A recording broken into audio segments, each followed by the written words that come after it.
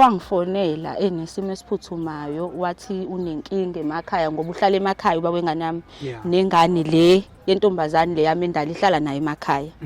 So wafona wathi unenkinga emakhaya ukhona izinto azenzile angangichazelanga ke zona. Wathi ufuna indawo yokuhlala akanamuntu amaziyo lesihlala khona.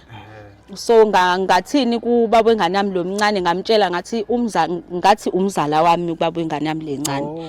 Ngaqamba manje ngathi umzala because akazi vele ukuthi nginengane yentombazane endala na 15 years. Hayi ke ngamtshela ukuthi lengane lena okay ngizothini but wafona wathi ufuna ukuza la kumina. Ngavuma kanjalo ke wafika wahlala mefika ehlala umuntu othenga ukudla la endlini yena ubaba wengane yami kwami nangisebenzi. Uyena ubaba wengane yami lengithandana naye uyena othenga yonke into wazi ukuthi umzala wami lo bayaphuza naye bazule bodlala inukha ngoba phela abafana bayahamba.